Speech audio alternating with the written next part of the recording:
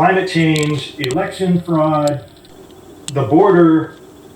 What's wrong with the United States is not in the high-profile elections of the legislative and executive branches. The biggest problem is in the judiciary, and everybody's missing it. Yes. So what happened was John Roberts came in 2005. There was a case in 2007 called Bell Atlantic versus Twombly. And then there was another case, even worse, that actually referred to Twombly's case. It was Ashcroft versus Iqbal in 2009. So within 4 years of coming in as Chief Justice, Roberts had 2 seminal cases having to do with standing doctrine that nobody really understands. And lawyers will try to explain to you as they're not understanding it. They don't understand it, and they're explaining it to you because they know. It's like, no, you don't know, because if you knew, you would have fought this from the beginning. Because, okay, it's almost 300,000 citations each for those 2 cases, which is 30 times higher rate than any other seminal case in the history of the United States. Not 5 times more, 10 times more, 30 times more. I mean, 300, almost 300,000 cases have been dismissed or were cited in motions to dismiss based on standing. And what does that mean? You don't have standing to sue. It used to be Lujan versus Defenders of Wildlife 1992 case was the seminal case for standing. It took 100 years of all these questions and wrapped it up into a 3-pronged test. Do you have an injury in fact? Is your injury fairly traceable to the conduct of the defendant? And is the remedy you're seeking redressable by the court? Does the court have the power to remedy what? And that's just a 3-pronged test. They added on top of that with Twombly and Iqbal, is it a plausible claim on its face? Did you cite enough facts on the face of the complaint? But the complaint's supposed to be a short and plain statement by the rules of civil procedure.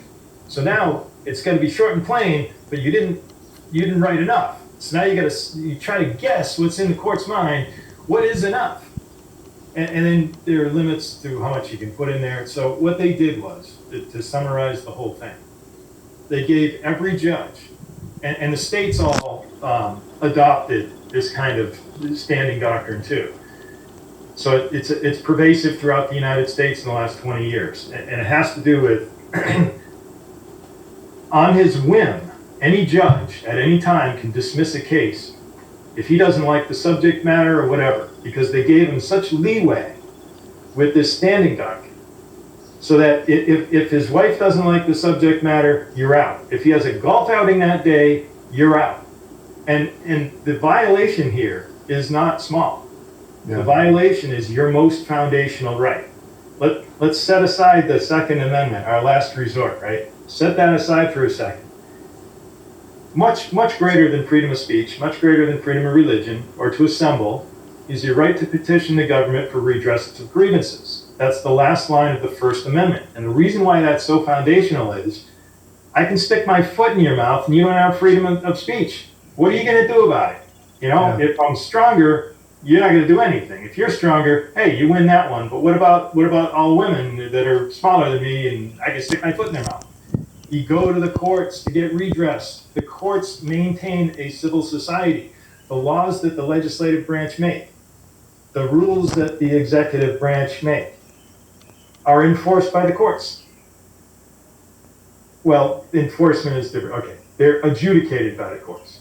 All right? If the court says, yeah, we don't want to hear it, you don't have standing, what are you going to do about it? You know, you're going to get in a fight with your neighbor, you're going to get justice in the street. If somebody just keeps abusing you constantly and the court's like, yeah, well, you don't have standing. I have something going on that day. I don't feel like hearing your case.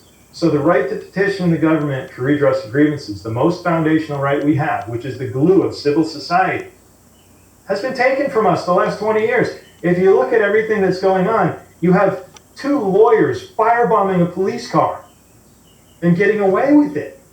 And there's all kinds of stuff. The George Floyd thing. I mean, there's so many. We had the election case in Georgia, Curling versus Raffensperger. In 2020, the judge said, Totenberg, who's the sister of the NPR correspondent, of course, but she said that the machines were illegal because you didn't know who you voted for with the QR code. Then she says, but it's too close to the election, so we're not going to do anything about it.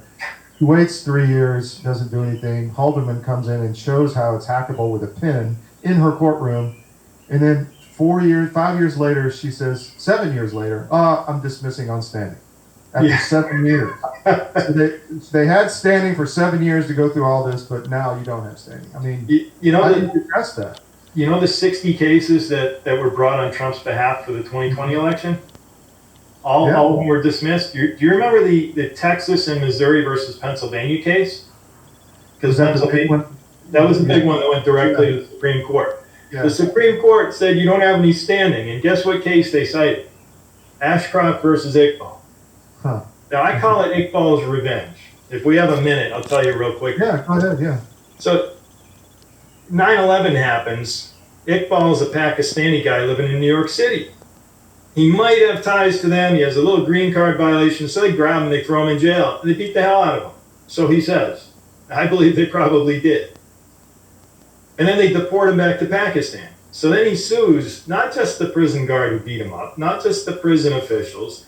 He sued all the way up the chain to the Attorney General of the United States, John Ashcroft, under Bush Jr.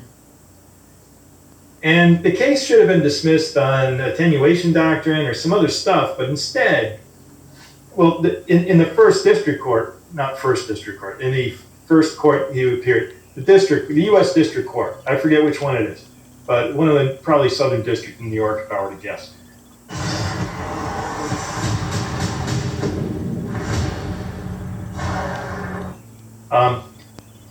He had standing, and then they appealed it. The U.S. government appealed it, U.S. attorneys. In I think it was probably the second district, I don't know. But at the appeals court level, he had standing. And they appealed to the Supreme Court, and the Supreme Court said, nah, you don't have standing. It's not plausible on its face. And they created this language. So I call it Iqbal's revenge.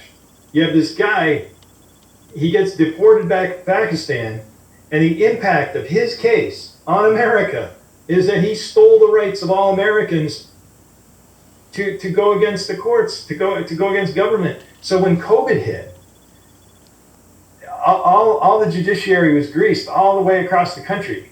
And if you think about how this happens, it's all about behavior and psychology. When lawyers found out in 2007 and 2009 that this case existed, and they started putting in their motions to dismiss, and the judges were like, yeah, I can get rid of a lot of cases this way. This is easier. It just became a thing, right? Things snowballed. They just started using the case, and everybody knew it's an easy out. It's an easy way around justice, to not have justice. So that behavior, and also the lawyers can make at least three rounds, sometimes four. So you get your complaint, your motion to dismiss, your opposition memorandum, and sometimes a reply brief, depending on what jurisdiction you're in.